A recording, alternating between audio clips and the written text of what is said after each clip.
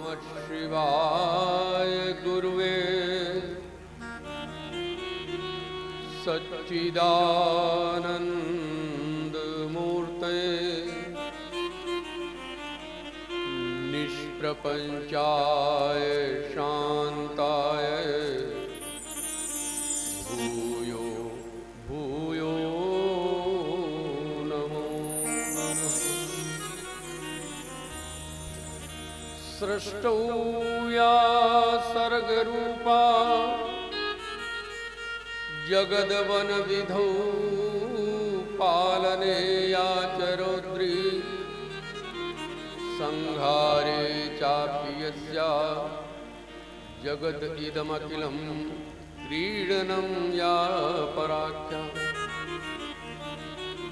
पश्यन्ति मध्यमातो तदनु भगवती वैखरी वर्णरूपा सास्मद्वाचं प्रसन्ना विधि हरिगिरिशा लंकृता राधिता आ ब्रह्मांड पिपीलिकां तनुभिः सुजिह्वमाण स्फुटं जाग्रत स्वप्न सुषुप्ति भासक्तया सर्वत्र या दिव्यते सा देवी जगदंबिका भगवती श्रीराजराजेश्वरी श्रीविद्या करुणा निधि शुभकरी भूया सदा श्री।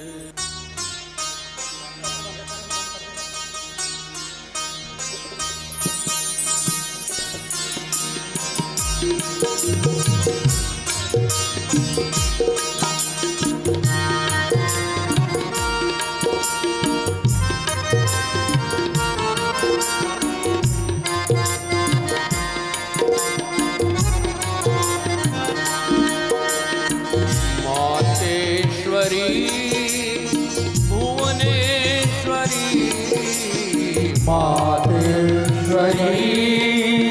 भुवनेश्वरी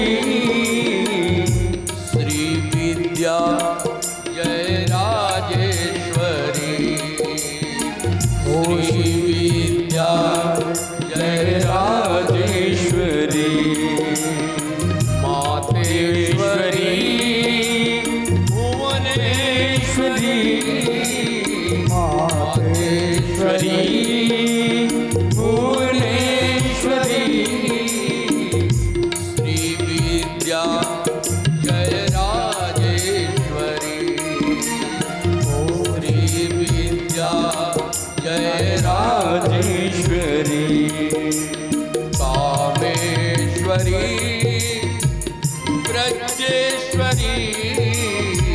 कामेश्वरी ब्रजेश्वरी बगलामुखी जय विश्वेश्वरी ओ बगलामुखी जय विश्वेश्वरी जय मातेश्वरी भुवनेश्वरी मातेश्वरी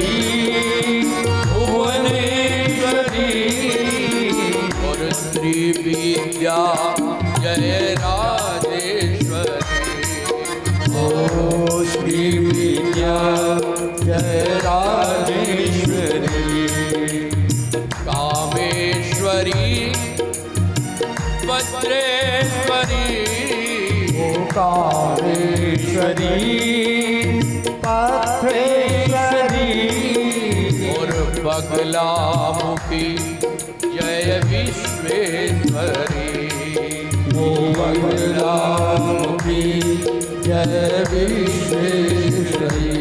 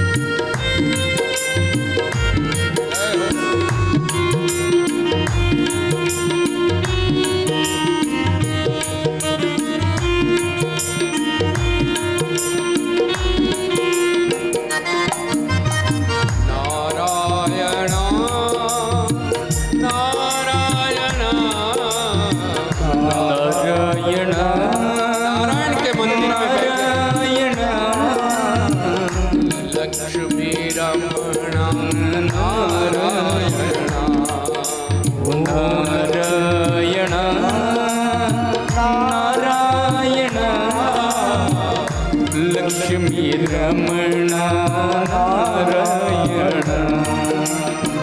राघवा हे राघवा हे राघवा हे राघवा राम की वल्लभ हे राघवा जानकी वल्लभ हे राघवा जय माधवा जय माधवा जय माधवा जय माधवा राधिका वल्लभ हे राघवा राधिका वल्लभ हे मातेश्वरी भुवनेश्वरी ओ मातेश्वरी भुवनेश्वरी ओ श्री विद्या जय राजेश्वरी ओ विद्या जय राजेश्वरी श्री विद्या जय राजेश्वरी श्री विद्या जय राजेश्वरी बोलो जगदम्बे मैया की जय शाकंभरी योग माया की जय लक्ष्मी नारायण भगवान भगवान की जय सब संतन की जय सब भक्तन की जय जय जय श्री राम राधे जय जय श्री राधे जय जय जय श्री राधे प्रत्यक्ष अप्रत्यक्ष रूप में विराजमान सभी साधु संत और ब्राह्मणों के चरणों में नमन करता हूँ। आप सभी भक्तों का श्रीमद् देवी भागवत के आज चतुर्थ दिवस में सबका अभिनंदन स्वागत और सबके भीतर विराजमान उस पराशक्ति पराम्बा ललिताम्बा वाणी स्वरूपा भगवती को मैं प्रणाम करता हूँ। वो भगवती हमें चेतना शक्ति के रूप में सभी में विराजमान है। उसके अनेक रूप हैं, लेकिन जो सबसे प्रत्यक्ष रूप मैंने चर्चा की थी श्रीमद् देवी भागवत का पहला श्लोक, उस भगवती को वैखरी वर्ण रूपा, वर्ण ये शब्द, ये मां की कृपा, उस भगवती की ये चार वाणियां जो साफ सब जगह दिखाई पड़ती, चार में तीन तो स्पष्ट है, चौथी तो मां ही बोल सकती है। वैखरी, मध्यमा, पश्यंती और परा, ये पहला श्लोक श्रीमद् देवी भागवत का बहुत स्पष्ट है। सृष्टौ सृष्टि रूपा जगन वन विद, इस संसार रूपी इस महा विशाल सृष्टि की जो बनाने वाले, सृष्टौ सृष्टि। और आप इसकी यदि तुलना करें श्रीमद् भागवत से पहले श्लोक की, तो जन्माद यस्य यतः, सब कुछ जिससे जन्म लिया है। और यहां भी क्या क्या, इस सृष्टि की जो सबसे पहली आदि, इन यो परब्रह्म रूप में परमात्मा जिसका किसी को कुछ पता नहीं, उसके तीन रूपों की चर्चा उपासना सारी दुनिया करती है। वो तीन रूप कौन से हैं? एक तो है निर्गुण निराकार, समझिए। निर्गुण का ये मत समझ लेना कि उस ब्रह्म में कोई गुण नहीं है, मां में कोई गुण नहीं। निर्गुण का मतलब होता तीनों गुणों से परे, समझ गए आप? क्योंकि यदि तीनों में से कोई गुण होगा तो विकार होंगे, क्या समझे? सतोगुण भी है तो भी विकार पैदा कर सकता है, अहंकार पैदा कर देता है। कोई व्यक्ति बहुत सतोगुणी हो, सदा आचरण हो, बढ़िया स्वभाव हो, क्या समझे, तो वहां भी कुछ गड़बड़ हो जाती है। क्या? उसे अहंकार हो जाता है। तब जब आप लोग उसकी बड़ाई करते हैं, उसके मुंह पे से माला पहनाते हैं, तिलक लगाते हैं, तो ये सतोगुणी माया उसे घेर ले। अहंकार, अरे मैं तो बहुत महान हूं, मैं तो बहुत विद्वान हूं, हो जाता है ना, ये सतोगुणी माया। और रजोगुणी माया तो आप सब जगह फैली पड़ी है, कलह और कलेश। और तमोगुणी माया भी फैली पड़ी है।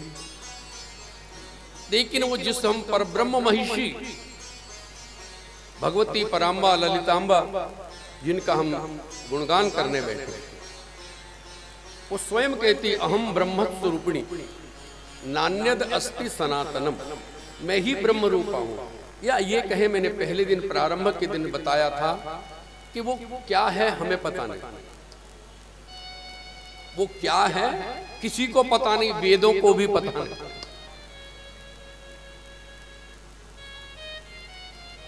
वेद कहता त्रिपादूर्ध उदय, उसके 3 चरण कहां हैं पता नहीं। ये 14 भुवन जिसके एक चरण में 1/4 चौथे भाग में 14 भुवन है, तो इसमें जो रहने वाले तो एक चरण में रहते, 3 चरण का किसे पता होगा। इसलिए वो गुणों से परे। और निराकार, इस शब्द को समझिए। वैसे मेरे हिसाब से, मेरे व्याकरण से निराकार शब्द नहीं बनता, अनाकार बनता, जिसका कोई आकार। निराकार का सही अर्थ बनता निर्गत आकार यस्मात्, सारे आकार जिसमें से निकले हैं, यही तो कहा जा रहा है। सारी सृष्टि जिसमें से निकली है वो निर्गत आकार, सारे आकार, पेड़ पौधे पशु पक्षी जीव जंतु जिससे निकले हैं। क्यों? और तो कुछ था ही नहीं पहले।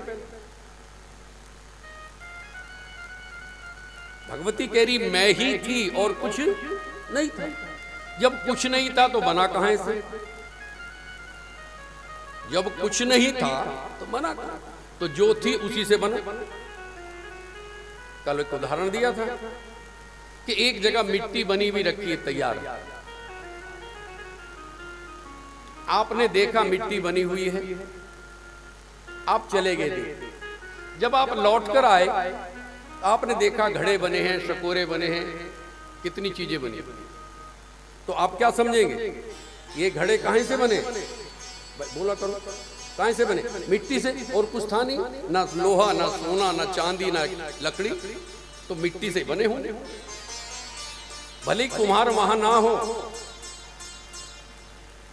अंदाजा क्या लगेगा आपका? इसका बनाने वाला कोई, मिट्टी अपने आप तो घड़ा नहीं बनी।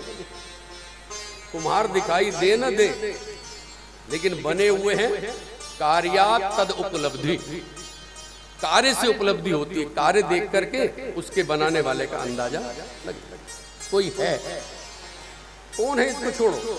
अच्छा, अब एक जंगल में जा, जंगल में एक मकान बना हुआ, आप देखे बड़ा सुंदर मकान है, आप उसमें गए, वहां पे बिस्तर बिछा हुआ है, कमरे में बिस्तर पिलंग है, बिस्तर बिछा हुआ साफ सुथरा, सुराही भी रखी है, पानी भी रखा है, और कोई वहां है नहीं। अब दूसरी बात, यदि कोई नहीं है और बिस्तर लगा हुआ है तो किसी के लिए लगा हुआ। अब बिस्तर है और कुछ नहीं दिख रहा, मकान दिख रहा है, तो अब बताओ मकान बिस्तर के लिए है कि बिस्तर मकान के लिए है? जल्दी बोलो। खाली बिस्तर बता रहा हूं, वहां पे मेज कुर्सी टेबल डाइनिंग टेबल सोफा सब है। चलो, तो ये डाइनिंग सोफा किसके लिए? मकान के लिए। चले आओ तुम यहीं, मकान छोड़ दो, सामान मकान के लिए, मकान सामान के लिए, तुम वहां क्या कर रहे हो? ये दोनों जड़ हैं, ध्यान देना। खाट बिस्तर पलंग सब जड़ हैं, कमरा मकान दीवारें भी क्या हैं? जड़ है। ना मकान को पता है बिस्तर है, ना बिस्तर को पता है मकान है। कोई चेतन है जिसके लिए दोनों है। समझ गए आइडिया? आरती हम गाते हैं, तेरे ही गुण गाएं भारती। क्या गाते हैं? भारती बड़ा प्यारा शब्द है। भारती, इस शब्द को पकड़िए। और हमारे देश का नाम हिंदुस्तान नहीं, इंडिया नहीं, भारत। भारत का क्या मतलब, पहले ये समझ लीजिए, तब आपको समझ में आएगा। भा, ये है भारती, भगवती, जिसके हम गुण गा रहे हैं, और जिस देश में बैठे उसका नाम। तो भारत का क्या मतलब है? भा शब्द संस्कृत में प्रकाश के अर्थ में होता है। भा प्रकाशे, मगर कौन सा प्रकाश? चिदानंदे, जो अंतर ज्ञान प्रकाश है, ये उसको देने वाली। भागवत का भी यही है। ये बाहर का प्रकाश तो कभी भी समाप्त हो सकता है, लेकिन ये अंदर की रोशनी जग गई फिर कभी बुझेगी। तो भा प्रकाशे और रत, जहां के रहने वाले लोग उस चिदानंद प्रकाश रोशनी उसकी खोज में रहते हैं। समझ में आया? जिस देश के लोग सदा किसी ना किसी रूप में उस चिदानंद रोशनी को जानने के लिए लगे, पूजा करें, पाठ करें, तप करें, जप करें, सत्संग सुने, किस लिए सुन रहे हो? हमें ज्ञान हो जाए कि वो रोशनी, वो प्रकाश क्या है। तो हमारे देश का नाम है भारत। जिस दिन तुम इसको भारत मान लोगे, हर प्राणी इसको भारत कहेगा, सारी दुनिया इसके आगे झुक जाएगी, ये मेरा विश्वास है। इसलिए मैं निवेदन करना चाहूंगा कि अपने को भारतीय लिखें। क्या लिखें? इंग्लिश में लिखो, BH करके। जहां भी हो, हिंदुस्तान ना इंडिया ना लिखा हो, क्या लिखा हो? भारत। भले अंग्रेजी में लिखो, रशियन में लिखो, फ्रेंच में लिखो, लेकिन क्या उर्दू में लिखो, क्या लिखो? भारत। ये भारत है तो हम भारतीय हैं।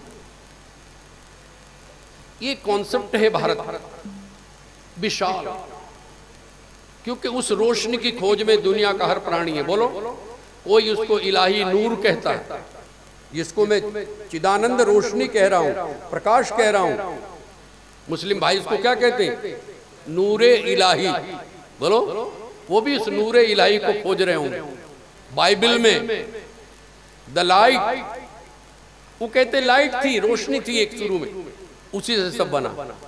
और हम क्या कह रहे हैं? सुचिया ज्योता वाली माता तेरी सदा। तो देवी भागवत वो ग्रंथ है जो सबको अपने में ले लेता है, लेकिन कब? जब हम भारतीय बने। तो मेरा संदेश यदि बाहर तक पहुंचे सबके पास, चाहे नेता हो चाहे कोई, कोशिश करो कि अपने को भारतीय कहें, इस देश को भारत लिखें, हर जगह भारत भारत हो, सारा विश्व तुम्हारे अंडर में आ जाएगा भविष्य। दूसरी बात, आदि शंकराचार्य जी का श्लोक याद आ गया।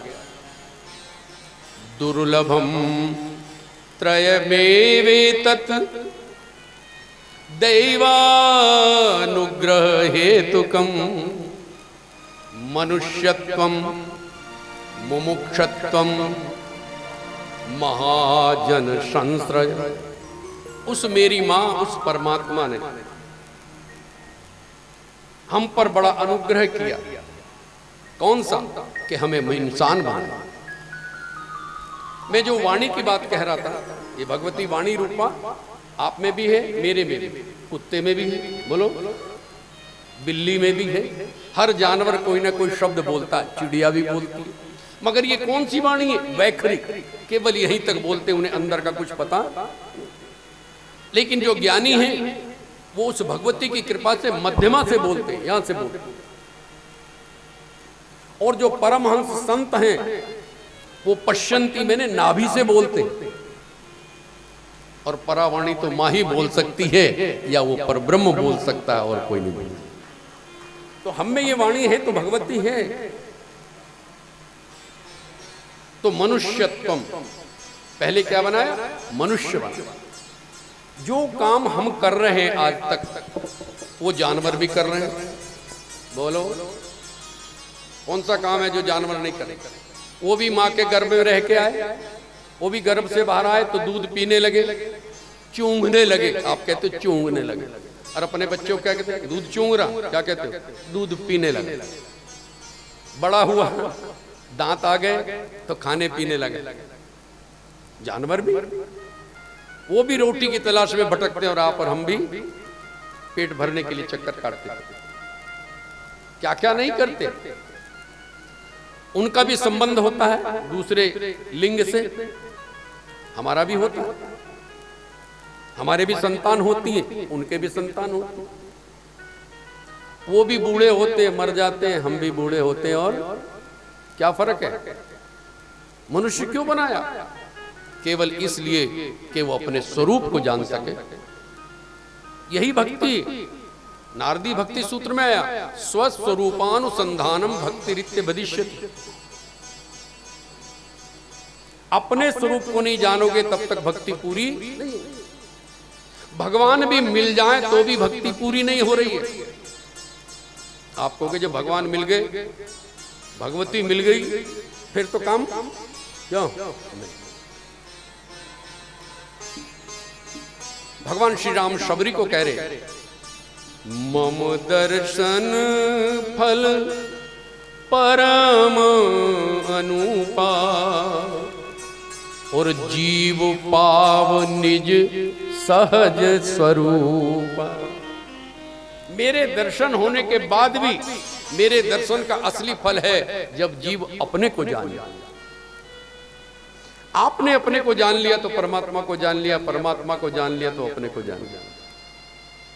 तो सबसे बड़ी चीज क्या मिली है हमें? मनुष्यत्वम, मनुष्य।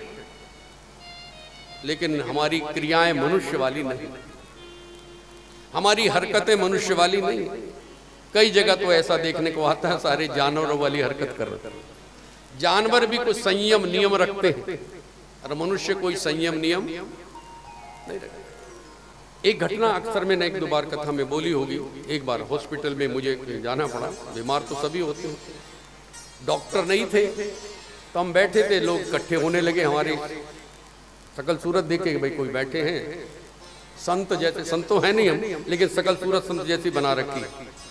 तो लोग इकट्ठे खाली बैठे थे, तो एक मुस्लिम बंधु हमारे शहर के वो आए, कहले जी आप इधर भूतेश्वर मंदिर के आसपास रहते हैं? मैंने कहा हाँ भाई। मैंने कहा आप कहाँ रहते? कहले मीरकोट में। मैं वहाँ का मौलवी हूँ, आओ खाली बैठे को चर्चा करें। चर्चा की बात सुन के और भी दो तीन आ गए, एक सरदार जी भी आ गए और सब लोग। तो अब वो परिचय होने लगा। मैंने कहा आप? कह जी मैं मुसलमान हूँ, सच्चा मुसलमान हूँ, इबादत करता हूँ। सरदार जी से पूछा कि जी सिख हूँ पक्का? मैंने कहा भाई मैं तो इन दोनों में से कुछ भी नहीं। है जी आप तो हिंदू लग रहे हैं। मैंने कहा तुम्हें लग रहे हैं ना? मैं तुमसे एक बात पूछता हूँ, तुम मुसलमान हो, सिख हो और ये भाई हिंदू है, लेकिन ये बताओ तुम इंसान भी हो कि नहीं? हाँ, पहले तो हिटक गए वो, फिर कह रहे हाँ इंसान भी है। मैंने कहा इंसान भी है नहीं, इंसान ही है। बोलो आप भी बोलो, आप इंसान हो के नहीं? बोलो। पैदा होने के बाद सबसे पहले क्या हुआ? इंसान, उसके बाद हिंदू, मुसलमान, सिख। गलत तो नहीं कह रहा हूं, ये हमारी व्यवस्था है, समाज की बनाई हमारे पैगंबरों ने, हमारे ऋषियों ने। ठीक है, इसमें कोई दिक्कत नहीं हमें, लेकिन सबसे पहले हम क्या हैं? इंसान।